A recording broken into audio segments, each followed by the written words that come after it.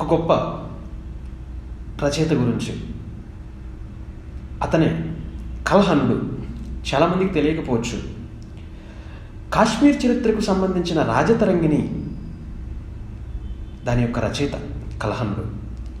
ఇది ప్రత్యేకంగా కాశ్మీర్ చరిత్రకు సంబంధించి ప్రామాణిక గ్రంథం. అతను 1148 మరియు 1149 మధ్య సంస్కృతంలో ఈ రచనను రచించాడు. కల్హనుడు మినహా 13వ శతాబ్దానికి ముందు కాలక్రమానుసారం లేదా ప్రాచుర్యం చెందిన మరొక సాహిత్య రచనలు అంతగా లేవు. వాస్తవానికి లభించినా కూడా ఎక్కువ స్థలభావ వివరణ ఉన్న రచనలు పెద్దగా కనబడట్లేదు. కల్హనుడు కాశ్మీరీ హిందూ కుటుంబంలో కాశ్మీరీ మంత్రి అయిన చంపాకకు జన్మించాడు. అతను బహుశా లోహర రాజవంశానికి చెందిన రాజు హర్షాకు సేవ చేశాడు అనేది చరిత్రలో ఉంది. అతని జన్మస్థలం పర్హస్పూర్ మరియు అతని జననం 12వ శతాబ్దంలో చాలా ప్రారంభంలో ఉండే అవకాశం